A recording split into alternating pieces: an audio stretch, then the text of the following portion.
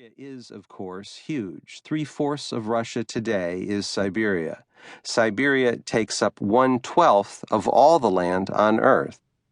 The United States, from Maine to California, stretches across 4 time zones. In Siberia, there are 8. The contiguous United States, plus most of Europe, could fit inside it. Across the middle of Siberia, latitudinally, for 3,600 miles, runs the Russian taiga, the largest forest in the world.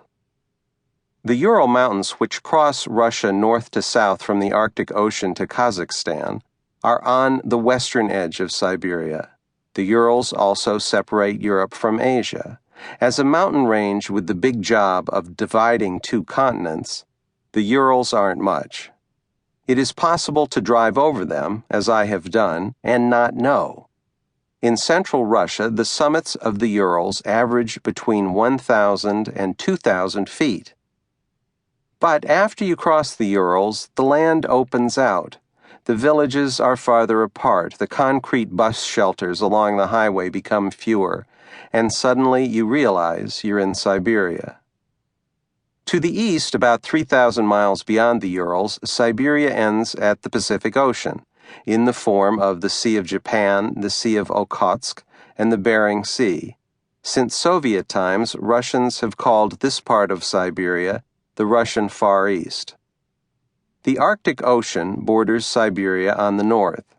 West to east, its seas are the Kara Sea, the Laptev Sea, and the East Siberian Sea. For most of the year, though less consistently than before, this line is obscured under ice. The land here, for as much as 250 miles in from the sea, is tundra, a treeless, mossy bog for a couple of months of summer, a white, near wasteland otherwise. In the south, Siberia technically ends at the border between Russia and Kazakhstan, Mongolia, and China, although Siberian watersheds and landforms continue on into them. This region is mostly steppe. The steppes of Siberia are part of the Great Eurasian Steppe, which extends from almost the Pacific westward as far as the Danube. For more than 2,000 years, the Eurasian Steppe produced nomadic barbarians who descended upon and destroyed cultivated places beyond the steppe's margins. The steppes were why China built the Great Wall.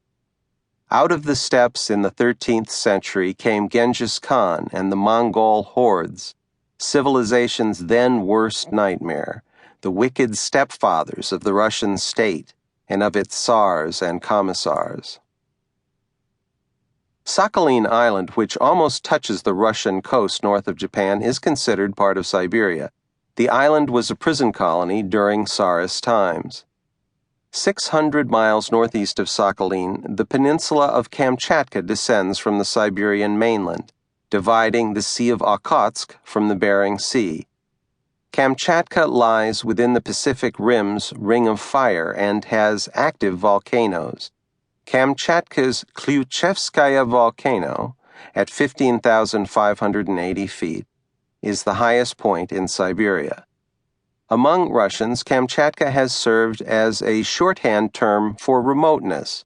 Boris Pasternak's memoir, Safe Conduct, says that for Russian school children, the far back of the class, where the worst students sat, was called Kamchatka. When the teacher had not yet heard the correct answer, he would cry to the back bench as a last resort, "To the rescue, Kamchatka!" Coincidentally, Kamchatka was the first geographic fact that many people my age in America knew about Siberia. I am of the baby boom generation who grew up during the Cold War. In our childhood, a new board game came out called Risk, which was played on a map representing the world. The object of Risk was to multiply your own armies, move them from one global region to the next while eliminating the armies of your opponents, and eventually take over the world. This required luck, ruthlessness, and intercontinental strategizing, Cold War style. The armies were little plastic counters colored red, blue, yellow, brown, black, and green. Of the major global powers, you basically understood which color was supposed